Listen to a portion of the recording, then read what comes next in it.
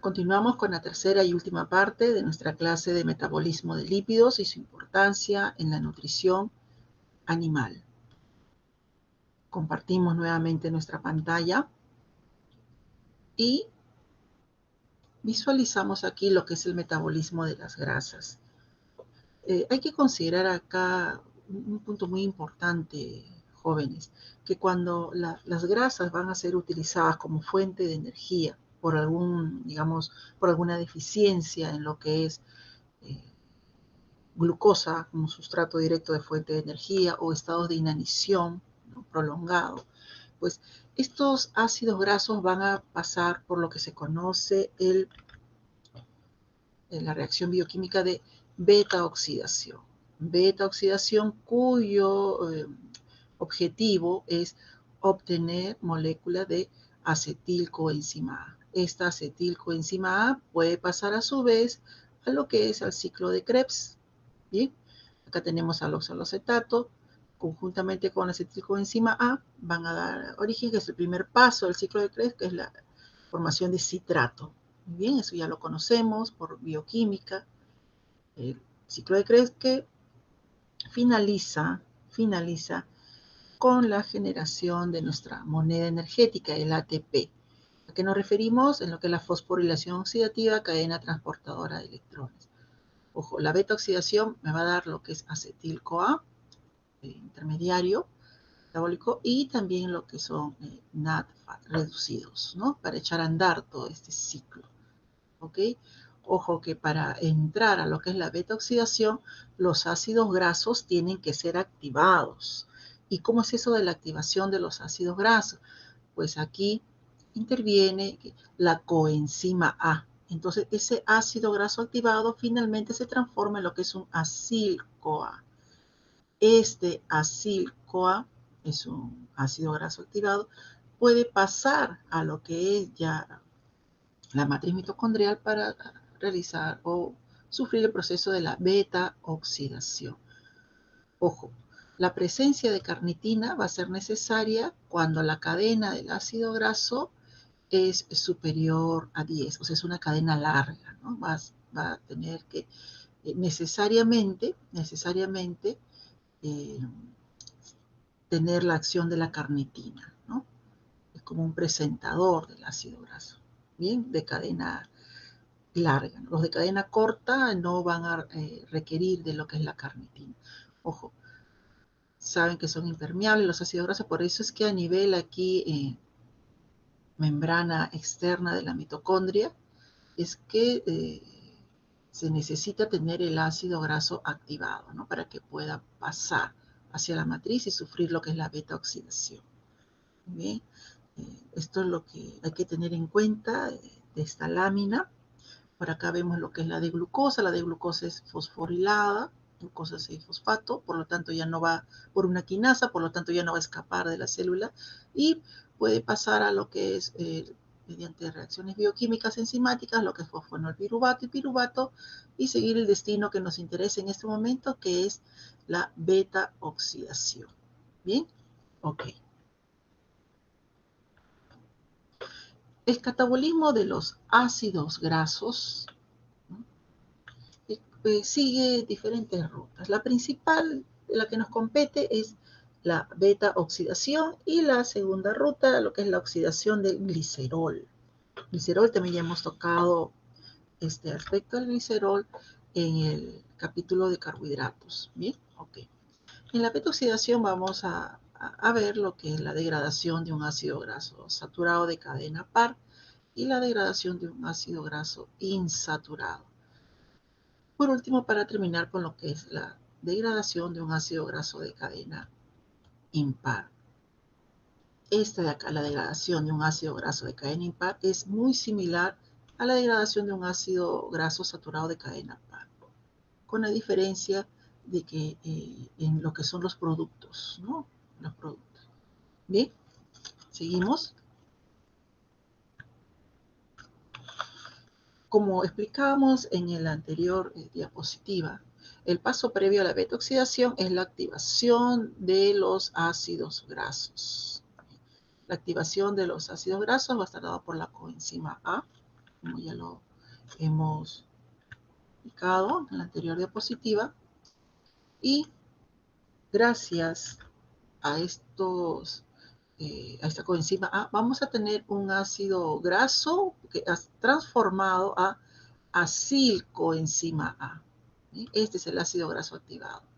¿Dónde se va a llevar a cabo? En el retículo endoplasmático o en la membrana mitocondrial externa. Porque en esta membrana mitocondrial externa se va a hallar la acilcoenzima A sintetasa. Tiene un sinónimo también conocido como ácido graso tioquinasa. Muy bien, la translocación pues a la matriz mitocondrial para llevar a cabo la beta-oxidación va a ser mediante la carnitina en aquellos ácidos grasos de cadena larga, digamos, ¿no? Ahora, esta carnitina, que es producida, es endógena, es producida por el cuerpo, ¿no? Mamíferos, sangre caliente, entonces puede ser inhibida por la malonilcoenzima A, que es, en otras palabras, uno de los pasos reguladores en el proceso de la lipogénesis. De ahí que ustedes recordarán que en muchos, haciendo paréntesis, en muchos de estos gimnasios, el fisicoculturismo, una forma rápida por la cual se pretende bajar de peso, o sea, rápidamente, ¿no? Muy, muy rápidamente, bueno, son los suplementos de carnitina, ¿no? Toma suplemento de carnitina, ¿para qué? Para que puedas bajar de peso. Parte de esta premisa es por lo que estamos viendo acá. La carnitina es un presentador, favorece a la beta oxidación, ¿no? A todo lo que es obtener energía de una grasa, ¿no? En este caso del ácido graso. Bien, entonces, pero hay que tener en cuenta de que todo esto siempre se debe guardar un equilibrio. No por el hecho de tomar un suplemento a base de carnitina significa que vamos a bajar de peso más rápidamente.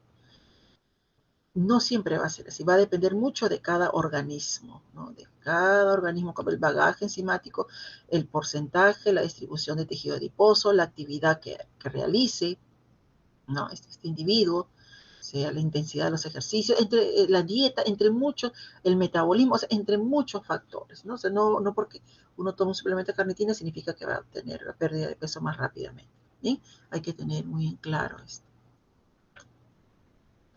Seguimos. La carnitina, es importante conocer que la carnitina es también llamada vitamina B11. ¿Dónde se produce? Decíamos que es endógena. ¿Por qué? Porque se produce en forma natural en el hígado a partir de otros aminoácidos. Bien, principalmente de la metionina. Acá tenemos la beta-oxidación en 4 pasos. Empezamos con lo que es el ácido graso activado, o conocido como acil-CoA. Muy bien. El nombre de beta-oxidación, jóvenes, se refiere a que es en el carbono beta, que vemos acá, el carbono beta, donde se va a dar la oxidación, o sea, la introducción del oxígeno, ¿no? Entonces, vemos aquí, son 4 pasos básicos para la beta-oxidación. Cada uno de ellos está comandado respectivamente por el trabajo de una determinada enzima, ¿no? Y el sustrato del primer paso, el obtenido, nos sirve para el segundo paso y así, ¿no? Sucesivamente, hasta completar los 4 pasos. ¿Dónde termina? Entra como acil-CoA, o sea, un ácido graso activado, y luego termina en transformado en acetil-CoA o acetilcoenzima A. Este acetilcoenzima A puede pasar a lo que es el ciclo de Krebs, ¿no? Ciclo de Krebs, fosforilación oxidativa, cadena transportadora de electrones para obtener nuestra fuente, nuestra moneda energética, ATP. O puede seguir también la ruta, ya habíamos conversado en la segunda parte de la clase, lo que era la producción de cuerpos cetónicos, ¿no? Ante digamos, un balance energético negativo, estados de inanición, mala alimentación, se puede dar esta ruta, seguir a lo que es la producción de cuerpos cetónicos. Muy bien, ok. Por lo tanto, podemos decir, por ejemplo, si tenemos un ácido graso de 16 carbonos, ¿cuántas acetilcoenzima A me puede dar como resultado. Si tenemos un ácido graso de 16 carbonos, nos va a dar un producto de 8 acetilcoenzima A. ¿Bien? Esto lo vamos a ver más adelante en una ilustración. Este acetilcoenzima A, producto de la beta oxidación, puede pasar a que, miren, acá tenemos un ácido graso, bueno, estos 8, digamos, como resultado, 8 acetilcoenzima A, es producto de la beta oxidación de un ácido graso de 16 carbonos. Este acetilcoenzima A, por lo tanto, puede seguir el ciclo del ácido cítrico, que es el ciclo de Krebs, seguir hacia lo que es la fosforilación oxidativa, cadena transportadora de electrones, hasta obtener nuestra cantidad, nuestra moneda energética, ¿no? Que es síntesis de ATP. Bien. Acá el ejemplo que mencionábamos, el rendimiento de la beta oxidación, en este caso del ácido palmítico, que tiene 16 carbonos. Este ácido palmítico, producto de la beta oxidación, nos va a rendir 8 moléculas de acetilcoenzima A. A su vez, 7 del FAT y NAT reducidos, donde finalmente vamos a obtener la cantidad de 106 ATP, ¿sí? Serían 108, solo que se consumen para activar un ácido graso, se requiere energía y gastamos 2 ATP. Por lo que el rendimiento energético total de la beta oxidación de un ácido graso de cadena par, en este caso de 16 carbonos, me va a dar como resultado 106 ATP. Definitivamente, mientras más larga, ¿a qué nos referimos aquí, no? Más larga la cadena del ácido graso, el número de carbonos en la cadena de un ácido graso, mayor va a ser el rendimiento energético, ¿no? Mientras más larga. ¿Bien? Ahora, ¿qué sucede con los ácidos grasos de número impar de carbonos? Van a seguir las mismas vías, ¿es correcto? ¿Sí? De deshidrogenación, hidratación, nuevamente deshidrogenación y lo que es lisis, ¿sí? Sin embargo, en el último paso, como mencionamos, los productos va a ser distinto porque se va a formar una molécula de propionilcoenzima A. Esta propionilcoenzima A tiene un potencial gluconeogénico. Esa es la importancia. Seguimos. Por lo tanto, ¿y qué pasará con el glicerol? Recuerdan ustedes, en los adipocitos teníamos los triacilglicéridos. Cuando el cuerpo necesita y demanda lo que es energía, va a echar mano de que a nivel hormonal se activan una serie de reacciones bioquímicas comandadas por enzimas, ¿sí? Y producto del cual va a salir el glicerol, escapa al torrente circulatorio y el glicerol pasa a lo que es a los hepatocitos. En el hepatocito, el glicerol, por acción de la glicerol-quinasa, va a ser fosforilada y se convierte en lo que es L-glicerol 3-fosfato. ¿Bien? Este, a su vez, por acción de la glicerol 3-fosfato deshidrogenasa, es una enzima, va a dar origen a la dihidroxiacetona fosfato. Esta dihidroxiacetona fosfato luego sufre transformaciones bioquímicas y nos llega a lo que es dar fuente de energía, ¿no? Fuente de energía o glucosa. Bien.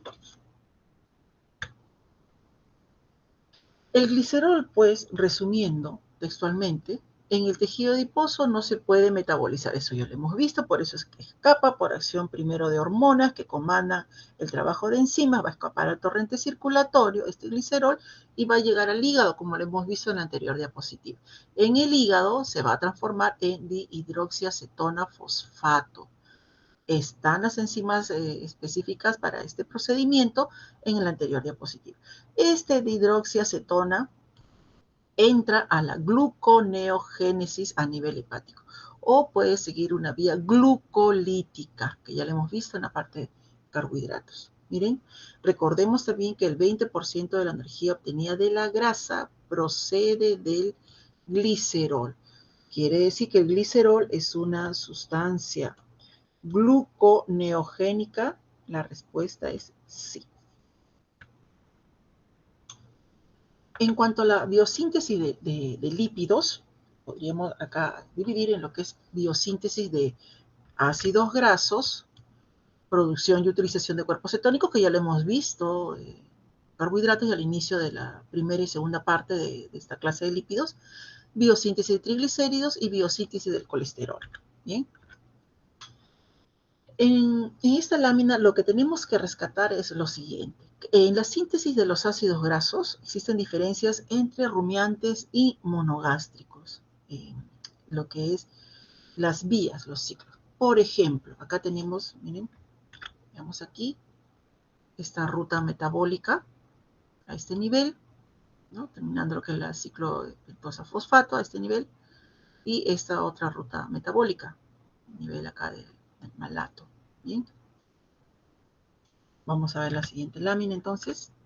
Miren, ¿cuál es la diferencia entre rumiantes y monogástricos? En la producción de estos agentes reductores, en este caso el NADPH. En rumiantes, dice, debido a la baja actividad de la ATP citratoliasa, ¿eh? que es A minúscula, y de la NADP malato deshidrogenasa, son complejos enzimáticos, el ciclo de la transhidrogenación del malato es reemplazado por el ciclo del citrato. O sea, en rumiantes, ¿no? No se va a dar este ciclo de transhidrogenación de malato, sino se va a dar el ciclo del citrato. ¿Bien? ¿Dónde lo vemos? Aquí. En rumiantes vamos a tener esto de acá, el ciclo del citrato. ¿En vez de qué? En vez de este ciclo, ¿no? Del malato y de aquí, de la otra translocación. ¿Bien? Entonces, esa es la diferencia. En monogástrico se da esto, pero en rumiantes vamos a seguir este ciclo. ¿Bien? Volvemos. Monogástricos, esta parte, rumiantes, va a ser esta la diferencia, ¿ok? Por un lado. Y como segunda diferencia, en lo que es monogástricos, ¿no? El NADP, este otro agente reductor, que es producido principalmente por el ciclo de la pentosa, y lo que estábamos conversando, ¿no? Y por el ciclo de la transhidrogenación del malato, ¿no? De lo que hemos visto. Y volvemos a repetir. Esto se da en rumiantes y este proceso se va a dar en monogástricos. ¿Bien? Esa es la diferencia en la síntesis de los ácidos grasos. Muy bien. En el caso del ácido palmítico, por acción, ¿este ácido palmítico de dónde viene? Pues del acetato o producto de la dieta, ¿no? De la dieta. Este ácido palmítico, por acción de esta enzima, la elongasa, las elongasas en general van a tener mucho que ver acá en alargar.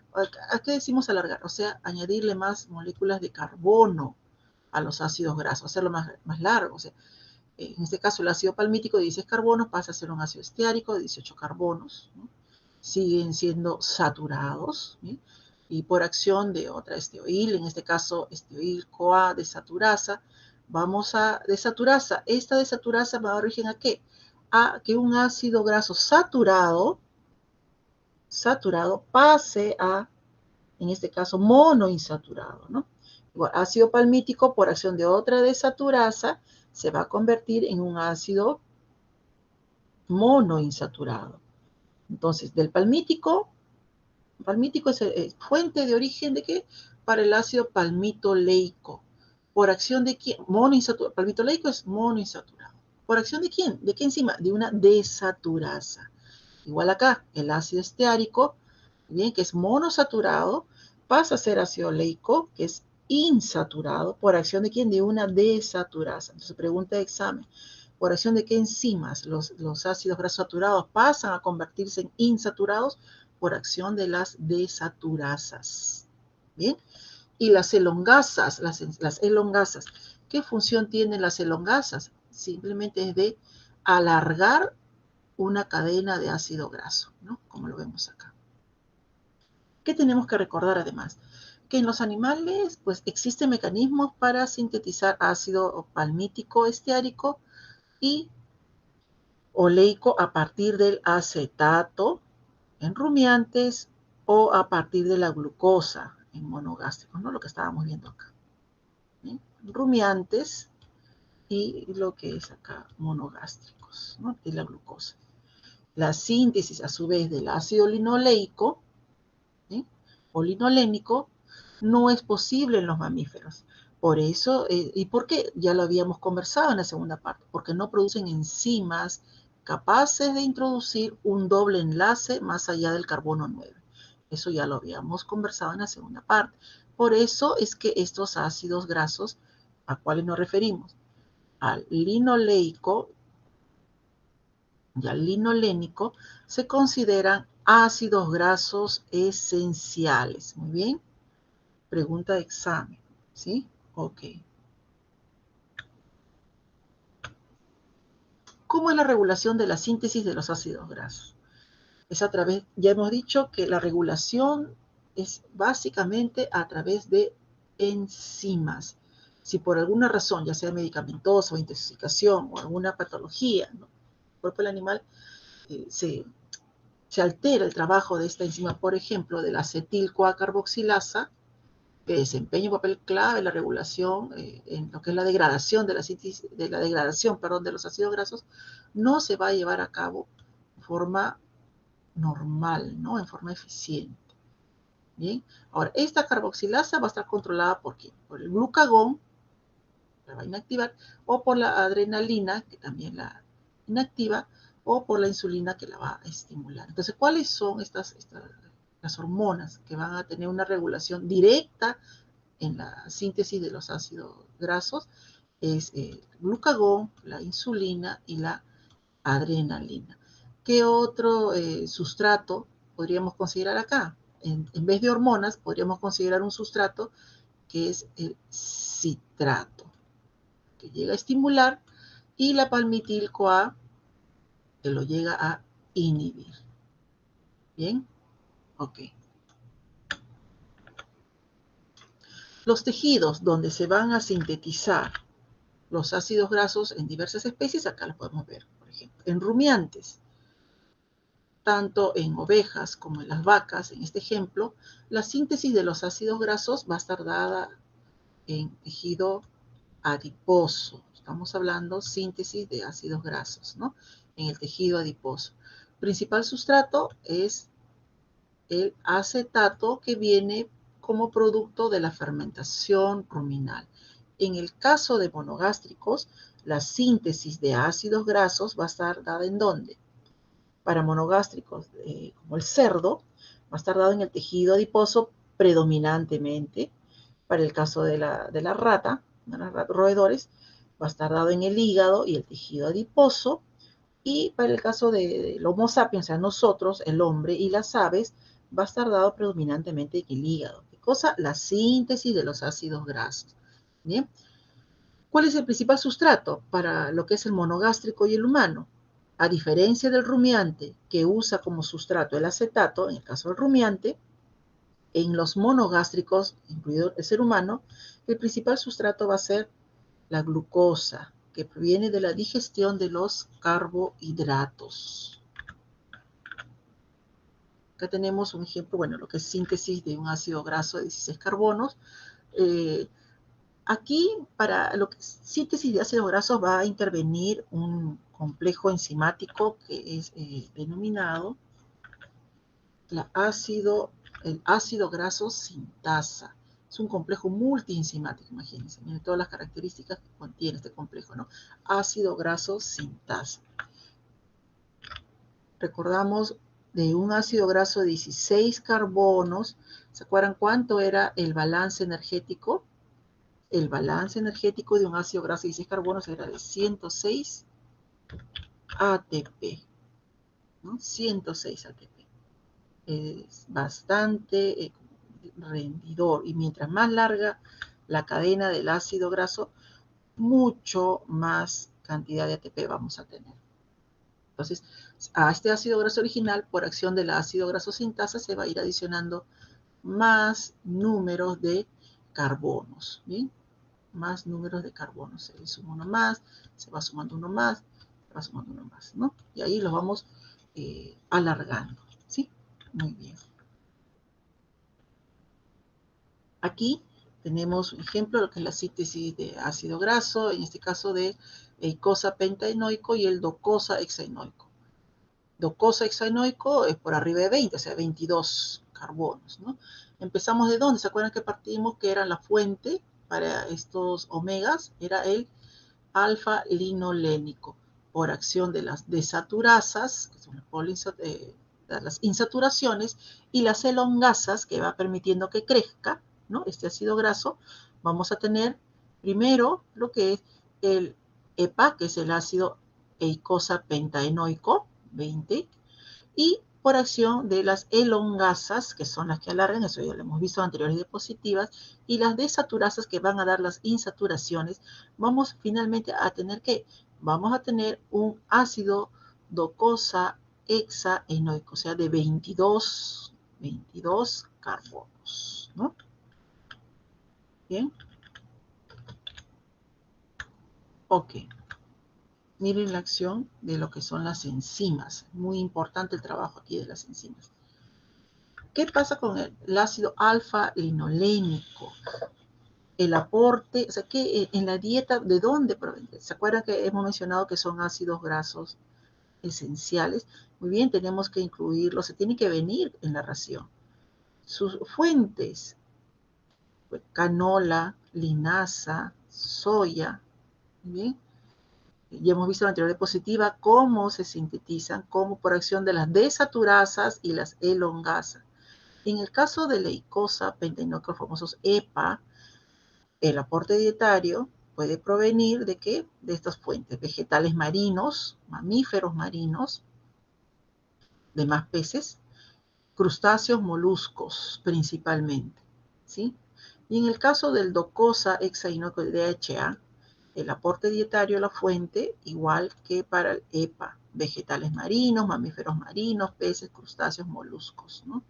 Bien, entonces, en resumidas cuentas, una dieta variada para el caso de nosotros humanos, variada y que incluya lo que es consumo de animales, ¿no? Provenientes del mar, ¿sí? Son los que nos van a proveer sobre todo de carne oscura, ¿sí? Peces de carne oscura, nos van a proveer una buena cantidad de lo que es, pues, al menos van a cubrir lo mínimo necesario, ¿sí? Ok. En cuanto a lo que es la biosíntesis de grasas, te recuerda que mediante la vía glicolítica, ¿no? Y teniendo la formación de la fosfato dihidroxiacetona, este fosfato dihidroxiacetona, cuando hay un exceso de carbohidratos, va a pasar a esta ruta metabólica. Por acción de la glicerol 3-fosfato deshidrogenasa, se va a formar el glicerol 3-fosfato. Formándose este compuesto glicerol 3-fosfato, fácil, como dice, fácil, rápido, vamos a llegar a la síntesis de grasas. Quiere decir, por decir, el exceso de azúcar, de tortas, de pastas, de pan, exceso de carbohidratos, va a contribuir a la formación o mantenimiento, ¿no? de más tejido adiposo, más panículo adiposo, sí, el exceso de carbohidratos. ¿Por qué decimos un exceso? Sobre todo en situaciones en donde no hay un trabajo, no hay un esfuerzo físico, no hay un trabajo mecánico, en donde se gaste esta energía que viene de los carbohidratos. Entonces, ¿se acuerdan que decíamos? El exceso de carbohidratos primero se va a almacenar en forma de glucógeno, ¿no? En el cuerpo de los animales, y si ya superó el glucógeno, pasa hacia dónde? Pasa hacia lo que es tejido adiposo, ¿bien? Esta es la ruta que sigue, ¿no? Se necesita digamos, ¿qué compuesto? Se necesita esta sustancia, ¿no?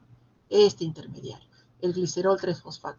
Una vez que lo tenemos, por reacciones bioquímicas comandadas por enzima, en el caso de la acetiltransferasa, pasamos a monoglicérico, de aquí al ácido L-fosfatídico, vamos a trabajar fosfatas, una serie de reacciones bioquímicas comandadas por enzima. Por el lado de el exceso de carbohidratos, ¿no? Fosfato y hidroxiacetona. Sin embargo, aquí, en la degradación de triglicéridos, o sea, la grasa llegó a su mínima expresión, ácido graso y glicerol. ¿Se puede volver a sintetizar nuevamente como grasa? Sí. por acción de que en este caso el glicerol, ¿se acuerda que hemos visto una diapositiva anterior? Acción de una glicerol quinasa, bien, se fosforila glicerol 3-fosfato y este intermediario es basta y sobra, ¿no? Suficiente para que para echar a andar toda esta cadena enzimática, bien, que lo hemos visto, miren, y termina con lo que es 1,12 acildiglicérido. Este acildiglicérido puede seguir diferentes rutas. La ruta para formar triacilglicerol o triglicérido es la que está comandada por la enzima aciltransferasa, ¿no? Y ya tenemos más tejido adiposo acá, ¿no? Sintetizado triacilglicérido. O seguir otra ruta bioquímica para formar glicerofosfolípidos o formar fosfatidilcolina, que es otro tipo de glicerofosfolípido, ¿no? Entonces, si no forma grasa, triacilglicérido, ¿no? O triglicérido, ¿qué puede formar? Puede formar dos tipos de glicerofosfolípidos, la fosfatidiletanolamina y la fosfatidilcolina, que va a ser utilizada por otros órganos tejidos del cuerpo. ¿Bien? Ok. La formación de los cuerpos cetónicos ya la hemos visto, jóvenes, y hemos hablado incluso de los factores que predisponen a la formación de cuerpos cetónicos, ¿sí? Se necesita, pues, primero el paso previo a la beta-oxidación, ¿no? Y previo a la beta-oxidación necesitamos un ácido graso que esté activado. Es producto de la beta-oxidación vamos a tener acetilcoenzima A, el cual, por los factores y las causas que ya hemos conversado, se desvía y este acetilcoenzima A pasa a formar ácido acetoacético, ¿no? Lo que son los cuerpos cetónicos, cuál es acetona y ácido hidroxibutírico, ¿no? A nivel de los hepatocitos. Lo deseable, bueno, siempre hemos visto también que en situaciones normales podemos nosotros tener cantidades de cuerpos cetónicos en sangre, sí. Lo interesante acá es no perder el equilibrio. Cuando se pierde el equilibrio pasamos a lo que es la cetonemia, o sea, una alta cantidad, o sea, pasó de los límites normales, fisiológicos, y se volvió anormal, se volvió patológico. La presencia de qué? De cuerpos cetónicos en la sangre, ¿no? Si forma rutinaria, ¿no? Hay un equilibrio entre formación de cuerpos cetónicos y lo que es ciclo de Krebs para síntesis de ATP. Cuando se pierde ese equilibrio es donde vienen los problemas, ¿no? Y sobre todo donde se da en ganado, que lo hemos visto, ¿quién? Vacuno. Un factor predisponente, recuerden que son sus bajos valores de azúcar en sangre, sus bajos valores de glucemia de los rumiantes, ¿sí? Habíamos mencionado también en la primera y segunda parte de esta clase de metabolismo de lípidos, que uno de los tratamientos que más populares hasta el día de hoy es la administración de propilenglicol en la dieta de los rumiantes, ¿no? Para prevenir lo que es la presencia de cetosis. Y si no es propilenglicol, también el tratamiento es glicerol. Bien. Acá, o sea, no solamente es propilenglicol, sino que también tenemos al glicerol que se consigue, se puede comprar y se añade a la dieta de los rumiantes para prevenir estos problemas. ¿Sí? Muy bien.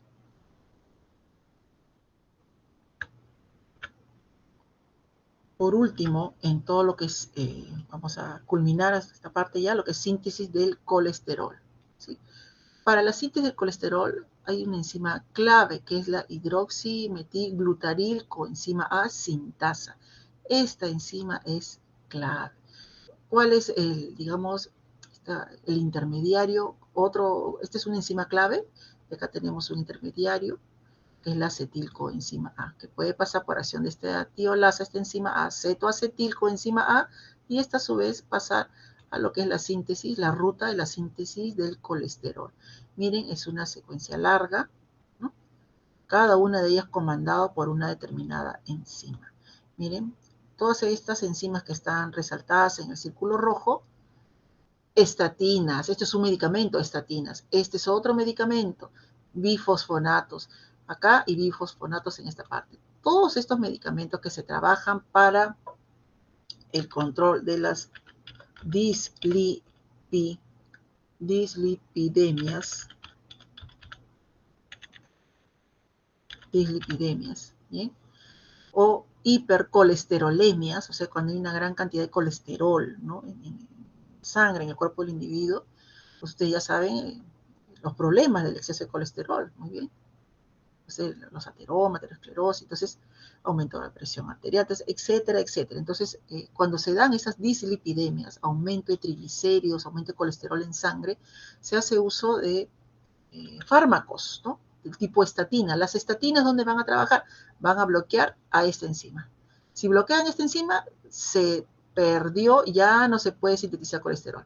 Otro fármaco son acá los bifosfonatos. Estos bifosfonatos van a trabajar a nivel de esta enzima, la farnesil sintasa. Se bloqueó a nivel de la farnesil sintasa o en esta otra etapa, farnesil sintasa. Por lo tanto, la síntesis de colesterol quedó hasta este punto, ¿no? Entonces, una forma de controlar lo que son los excesos de colesterol, ¿no? Aquí, ¿no? Puntual, ¿no? Lo que es el colesterol. Sin embargo, recuerden que todos los medicamentos, los fármacos, tanto estatinas y bifosfonatos, tienen efectos secundarios que si no son, que en algunos individuos pueden ser, llegar a ser bastante significativos, ¿no? Entonces, con mucho siempre el tratamiento y evaluado por un médico. Ok, pero miren toda la ruta bioquímica que sigue para la síntesis del colesterol. ¿Sí? ¿Dónde termina aquí? Del colesterol, ya tenemos el núcleo pentano, el hidrofenantreno, ¿no? Ya formamos lo que es la pregnenolona, esta a su vez da origen a lo que es la progesterona, y de aquí vamos a derivar a lo que son los glucocorticoides del tipo cortisol, o lo que son testosterona y estradiol, ¿bien? Que son los que van a dar, son las hormonas sexuales, tanto en la hembra y en los machos. Va a influenciar también las características sexuales secundarias, ¿no? Y va a regular el ciclo reproductivo en las hembras. Este mineralocorticoide, conocido como aldosterona, va a regular la reabsorción de sodio, ¿bien? O sea, va a hacer que se retenga sodio. Se retiene sodio por acción de la aldosterona, ¿ok? Y en el caso del cortisol, afecta lo que es el metabolismo de proteínas y carbohidratos. Ya lo hemos visto en una lámina, cómo así afecta. Y también es responsable de una supresión de la respuesta inmune. En otras palabras, el cortisol te puede bajar, ¿no? Te puede bajar el sistema de defensa en cualquier animal, o sea, ante situaciones. Esta es una desventaja, ¿no? Situaciones de estrés crónico pueden contribuir definitivamente aumento del cortisol y a lo que es la inmunosupresión. Entonces, cuando hay un aumento de cortisol, digamos, el cortisol aumenta mucha cantidad de cortisol, esto que va a dar por consecuencia lo que es la inmunosupresión en el individuo, ¿no? Está dado por ¿cuál? Por esto de aquí, ¿no? Por el exceso del cortisol, de los corticoides, ¿bien? Entonces, ya sabemos una de las consecuencias del estrés crónico, ¿bien? ¿Alguna ventaja? Bueno, también nos controla el cortisol, hace control de lo que son las respuestas inflamatorias y alérgicas. Eso es algo bueno, ¿no? El problema es cuando se pierde el equilibrio. ¿Cuándo se pierde el equilibrio en la liberación de cortisol, síntesis de cortisol en situaciones de estrés crónico, ¿no? Como estamos conversando. Entonces, ya para concluir, ¿cuál es la importancia de los lípidos? Hemos estado conversando a lo largo de estas tres partes del curso de capítulo de metabolismo de lípidos. Uno, que son fuente de energía, también como un manto térmico, o sea, te conservan el calor del cuerpo. De ahí que animalitos acuáticos, animales marinos, ¿no? Que están adaptados en vivir en aguas muy, muy frías, o sea, de los polos, polo norte, polo sur, tienen en el caso del oso polar, tienen una gran cobertura, tejido panículo adiposo, que es lo que va a contribuir en mucha gran parte a mantener la temperatura corporal. Manto térmico, también ustedes acá en el caso de los camellos y dromedarios, ¿no? La jorobita del camello, las dos jorobas del camello y la única jorobita del dromedario, que están conformadas principalmente de grasa, ¿no? Esta grasa, ¿qué cosa les va a dar? Energía, ¿no? Que están adaptados estos animales a lo que es desiertos áridos, secos, calientes. ¿Por qué pueden resistir estos animales? Gracias a la joroba que tienen grasa, y recuerden, de la grasa, del catabolismo de las grasas, se produce agua metabólica. Esta agua metabólica pues es la que contribuye al mantenimiento de las funciones vitales y la energía también del catabolismo de la grasa. Estas dos, la energía del catabolismo de la grasa y el agua metabólica, producto de este catabolismo de las grasas, van a mantener vivos, van a soportar mucho tiempo, ¿no? Esas condiciones de desierto, ¿no? Condiciones ambientales muy áridas. ¿De qué animalito? Del camello y del dromedario. ¿Bien? De ahí que si estos animales pasan mucho tiempo en inanición, esas jorobas se reducen, ¿no? Disminuyen el tamaño y los animales pueden llegar a fallecer, ¿no? Y para recuperar el tamaño de esas jorobas van a tener que pasar varias semanas y con una muy buena alimentación, ¿no? Entonces, la importancia, manto térmico, fuente de energía, ¿no? Agua metabólica para el caso de los camellos y dromedarios que estamos hablando. ¿Qué más? Importancia de los lípidos. Componentes de membranas celulares, ya lo hemos conversado en la primera parte del capítulo de lípidos. Estructura de los caracteres sexuales secundarios, ya lo hemos visto también. Aportan ácidos grasos esenciales y vitaminas liposolubles, muy bien, y precursores de varios derivados lipídicos. Okay. Recordemos también que el hígado graso es algo patológico. Un hígado graso es paso previo a la cirrosis hepática. De ahí que hay que evitar tener un hígado graso. Esto es producto también de la dieta. Bueno, dieta y algún trastorno genético y que deriva en mal trabajo de enzimas, ¿no? De lo que es la lipólisis o lipogénesis. ¿Ok? El hígado graso se va a dar como consecuencia de ¿qué? De un trastorno en el metabolismo de las grasas. ¿Sí? Eso hay que tener en cuenta. ¿Qué cosa es la rancidez de las grasas? La rancidez de las grasas se produce cuando se exponen al medio ambiente, y lo más común es tener un tipo de rancidez hidrolítica, ¿no? Causada ¿por qué? Por hongos, ¿sí? Muy bien. Esta rancidez va a contribuir, o sea, va a dar un mal sabor a las grasas, ¿no? Mal olor, ¿no? Esto lo hemos visto frecuentemente en el caso de las mantequillas, cuando se quedan expuestas mucho tiempo, ¿no? Al medio ambiente. ¿Sí?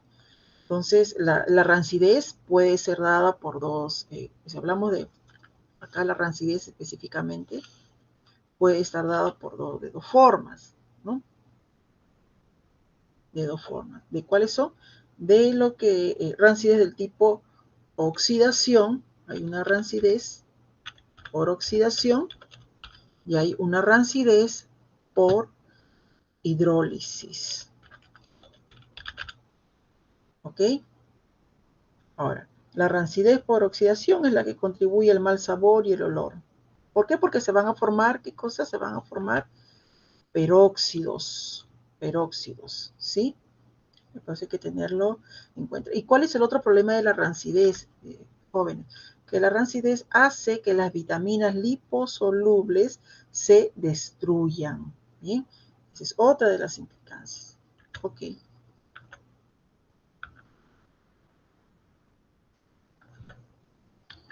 Vamos a ver, pasar a la siguiente diapositiva.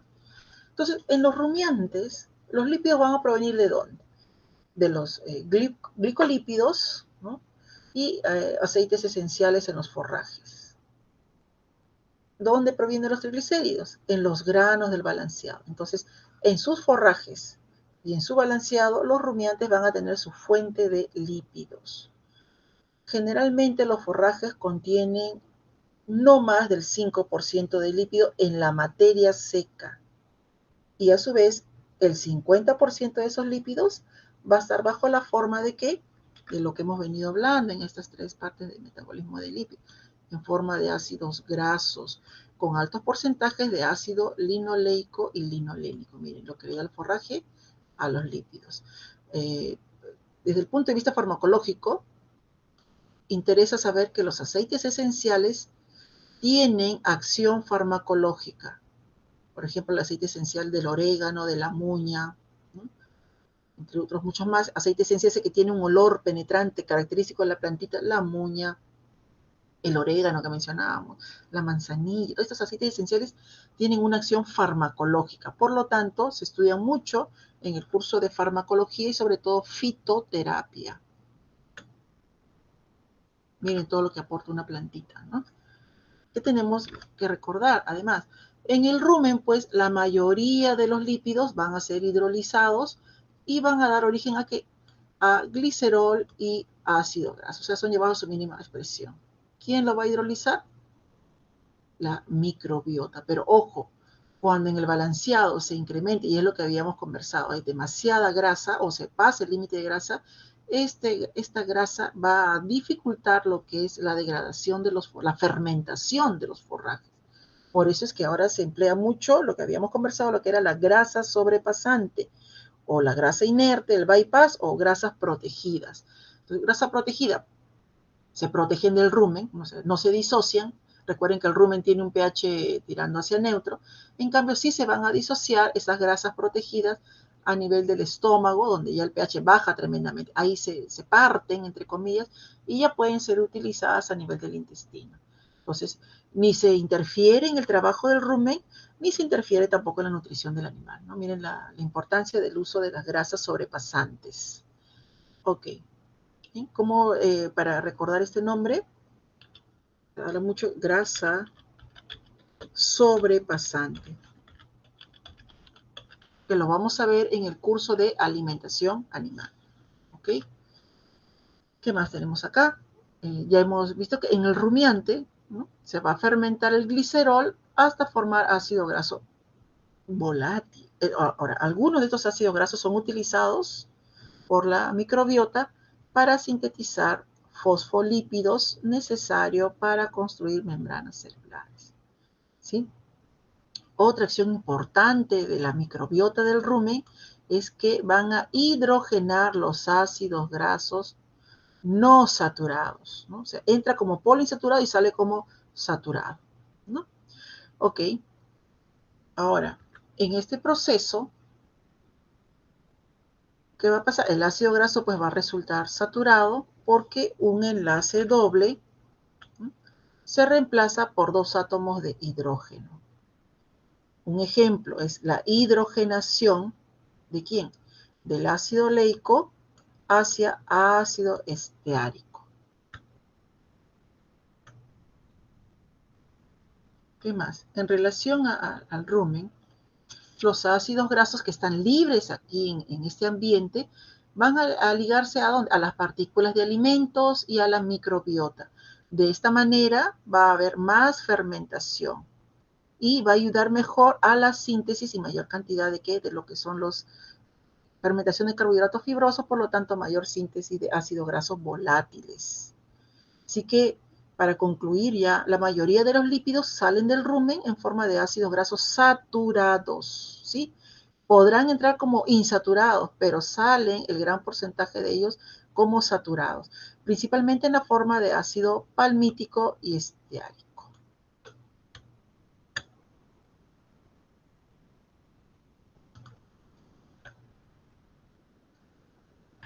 En el rumen también se va a dar la síntesis de ácidos grasos de cadena impar. ¿Se acuerdan que habíamos mencionado estos ácidos grasos de cadena impar? A partir de que del propio nato, pero ¿por acción de quién? Por acción de la microbiota. Por eso es que el rumen tiene esa peculiaridad de aprovechar lo que es un ácido graso de cadena impar, sí, pero porque lo sintetizó el rumiante, no, sino porque fue dado gracias al trabajo de su microbioma, ¿sí? Ok, ¿qué más? Y también lo que son ácidos grasos de cadena ramificada a partir del esqueleto hidrocarbonado ¿de quién? De la valina, leucina e isoleucina, que son aminoácidos. La ventaja de todos estos jóvenes es que se van a incorporar a la leche y a la grasa corporal de los rumiantes. Bueno, esto va a incrementar a su valor nutritivo, ¿no?, de la carne en estos animales, ¿sí? Un trabajo publicado en el 2006 concluyó que únicamente el 10-15% de los ácidos grasos poliinsaturados, o sea, los PUFA, consumidos en la dieta, escapan a la biohidrogenación ruminal. Por eso es que afirmamos, el 90% podrán entrar como insaturados, o sea, PUFA, ¿no?, o ácidos grasos poliinsaturados, pero salen saturados, y solamente un 10% escapa a esa hidrogenación ruminal. Así es. Acá entramos a un ácido, acá es una peculiaridad que se encuentra, como su nombre acá, en el rumen, o sea, los rumiantes. Un ácido, son ácidos linoleico conjugados, que es el ácido ruménico, ¿sí? Es un ácido linoleico conjugado. ¿Dónde se encuentra? ¿Dónde se sintetiza? En los rumiantes, ¿bien? En los rumiantes. ¿Cuál es la ventaja? Que van a pasar a lo que es la leche y la carne de los rumiantes, este ácido ruménico. Ok. Esa es la ventaja. Entonces, cuando hablamos acerca de la síntesis de novo de los ácidos grasos en rumiantes, ¿sí? Tenemos que recordar que los tejidos pueden sintetizar ácidos grasos de novo, o sea, una nueva síntesis. ¿Dónde se va a realizar esta síntesis? Se va a realizar a partir del acetato en rumiantes. Esto es lo importante. El paso limitante es la síntesis de este otro compuesto, que es la malonil coenzima A. Recordemos que toda la síntesis de ácidos grasos está regulado por enzimas que le hemos estado viendo en detalle prácticamente a lo largo de estas tres partes del metabolismo de lípidos. ¿Sí? ¿En la glándula mamaria se sintetizan lípidos? Sí. Al igual que en el tejido adiposo, los ácidos grasos utilizados en la síntesis de triglicéridos de la leche van a tener tres orígenes: síntesis de novo, captación plasmática y desaturación in situ. ¿Sí? Pues son tres caminos. O los jaló de lo que es el plasma, de la sangre, o lo sintetizó, síntesis de novo, o producto de una desaturación in situ. ¿Sí? En resumen, el 60% de los ácidos grasos presentes en la grasa de la leche, esa grasa, la nata que me sirve para hacer mantequilla, ¿no? El 60% de esos ácidos grasos que están acá en la nata, en la grasa láctea, son captados de la sangre y el 40% son sintetizados en la glándula mamaria. Entonces, pregunta de examen: ¿dónde, para los ácidos grasos presentes en la grasa láctea, de dónde provienen principalmente? Provienen de la sangre, son captados, ¿no?, de la sangre, plasma sanguíneo. Bien. Acá tenemos un esquema de lo que es la síntesis de lípidos a nivel de la glándula mamaria. ¿Sí? Para que puedan revisarlo ustedes con mayor detalle. Vamos a avanzar acá. En esta tabla vemos la composición de la grasa de los productos de los rumiantes. ¿Sí? Entonces, está conformada en lo que es carne de vacuno y de cordero, ¿no?, y lo que es la leche de la vaca, la oveja y la cabra.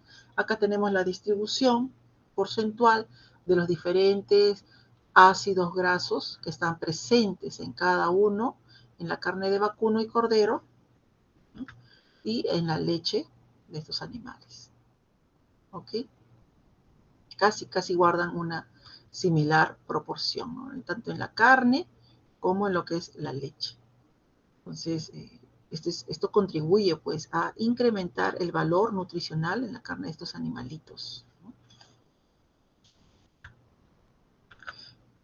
La regulación del metabolismo energético.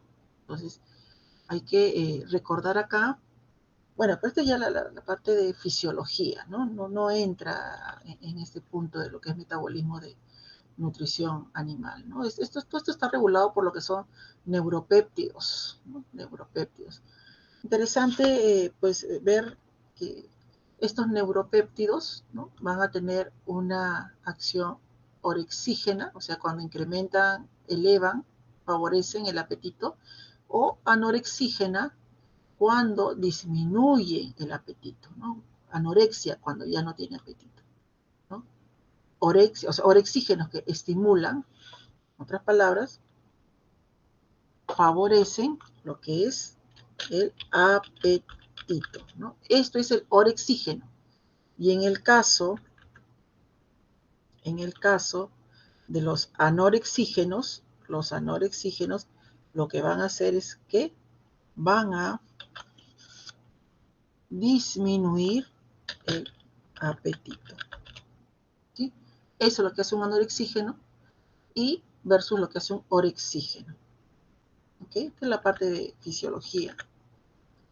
¿Qué cosa es el MAHAS? Esto es un breve resumen de un trabajo de investigación que lo realizó la doctora Dafne Ramos con colegas de la Universidad Agraria, en donde se hizo el análisis de la carne de este animalito, como se considera un animalito del monte, ¿no? Allá en la selva, y que es apreciado y se cría como si fuera un cuisito, ¿no? Como si fuera un cuy, se lo cría, ¿no? Es muy estimado y se consume su carne.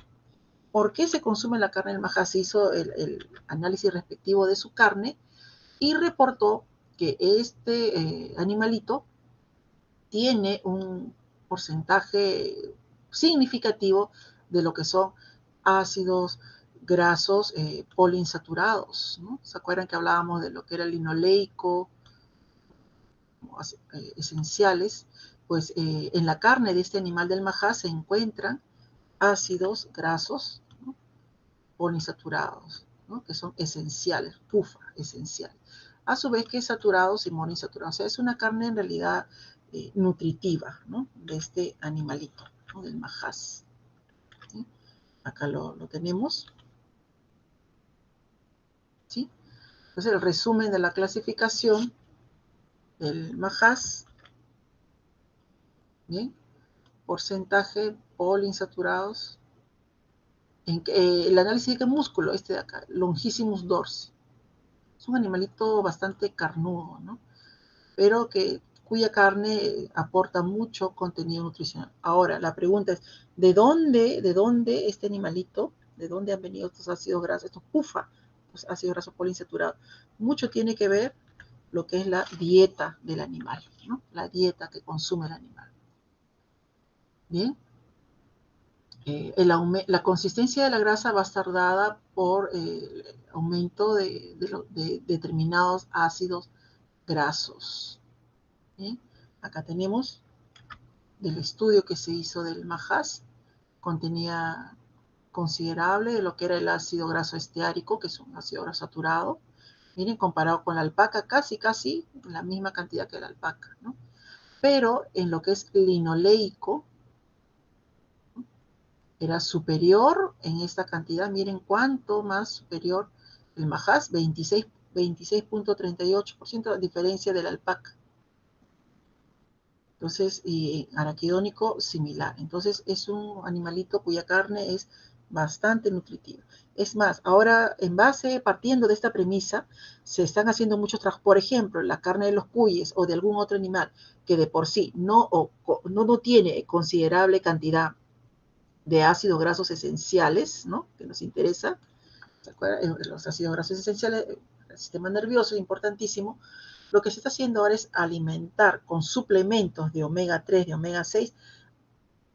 Se agregan estos suplementos en la ración de los animales, se le da a los animales, y los animalitos, pues, al momento de hacer los análisis respectivos, después del sacrificio de ellos, se observa que su carne ha incrementado el contenido de lo que es el linoleico, linolénico, o sea, de los omega, ¿no? Entonces, es una forma de elevar el contenido nutricional de la carne de los animales que en forma natural o por la dieta que poseen en forma tradicional no presentan ácidos grasos tipo omega en su carne, ¿no? Nosotros, los animales que consumimos. Importante entonces, ya finalizando, el hígado juega un rol relevante en el procesamiento de energía corporal, es correcto. En el metabolismo lipídico también es correcto. Pero, ojo, no va a tener mucha influencia en todo lo que es ácido graso preformados, que pueden ser utilizados por el tejido adiposo y la glándula mamaria. El tejido adiposo, por lo tanto, es una reserva de energía corporal más importante y que va a proveer de ácidos grasos a la glándula mamaria. El hígado en situaciones de balance energético negativo. Acá recordemos la formación de cuerpos cetónicos. Y por último, en la glándula mamaria, ¿qué va a pasar acá? La mayoría de los ácidos grasos exportados en la leche son captados de la circulación sanguínea. ¿Cuánto, si queremos hablar de porcentaje? el promedio de 60%. ¿Ok? Muy bien. Existe una regla para el consumo de las grasas desde el punto para nosotros los humanos. Se recomienda consumir grasas de origen vegetal, que son más beneficiosas. Las de origen vegetal son más beneficiosas que las de origen animal. Ojo, esa es una de las primeras reglas. Preferible grasas de origen vegetal. Y consumir grasas poliinsaturadas, o sea, los omegas, ¿no? De ahí que hablábamos del majás y los suplementos de omega con los que se está ahora dando en la dieta de los animales, cuyes, pescados, ¿no? Para tener, como comemos estos animales, a su vez aumentar nuestro índice, porcentaje de PUFA, de ácidos grasos poliinsaturados, ¿bien? ¿Ok? Hay que tratar en lo posible de evitar llegar a lo que es la obesidad, ¿no? Tiene mucho, recuerden que la obesidad eleva la presión arterial, eleva los niveles de azúcar, ¿no? Entre otros problemas más, ¿no? Entonces, tanto en humanos como en animales, tenemos que evitar llegar a ser obesos a nuestros animales. No se habrá ahorita confirmado lo que es la hipertensión en animales, pero sí se ha confirmado lo que es la diabetes mellitus en los animales. Y hay un tratamiento para la diabetes mellitus en los animales, ¿no? Aquí finalizamos. ¿Qué es la condición corporal en el ganado? Cuando la condición corporal se refiere al estado de carnes, ¿no? En que nosotros podemos evaluar y clasificar a un animalito, ¿no? En el caso del ganado que nos compete en este momento, esta escala de condición corporal se va a basar en 5 escalas, ¿no? La mayoría de estos coinciden en estos 5 escalas. Desde lo que es una vaca caquéxica, que viene a ser esta de acá, o sea, toda marasmo, desnutrida, una caquéxica, ¿no? Una caquéxica. Esta es la calificación más baja, hasta llegar a una vaca obesa, ¿no? Está gorda, ¿no? ¿Cómo podemos ver eso? Miren, según estos datos. Lo ideal es estar por acá, ¿no? A este de aquí, ¿no? Lo ideal es estar acá, en este punto.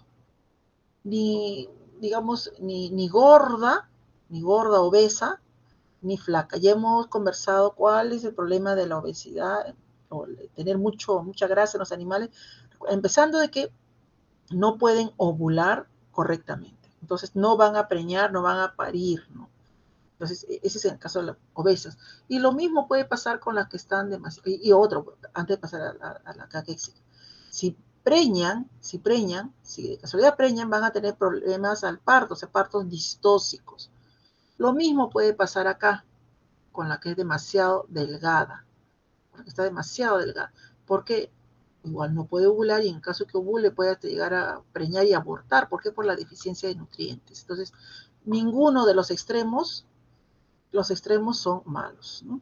Entonces, no nos conviene ni este punto menos llegar a este punto. Bien. Este es el ideal, ¿no? Un peso medio. Acá está obesa, esta es engrasada, que me está dando ya alertando el peligro, y esta de acá es una vaca delgada. Podemos llegar hasta este punto, ¿no? Todo esto de acá, de 2 al punto 2 al punto 4, se puede trabajar, pero los extremos sí no son para nada rentables económicamente hablando, producción pecuaria. ¿Bien? Ok, joven. Hasta este punto culminamos para este año lo que es la clase de metabolismo de lípidos y su importancia en la nutrición animal.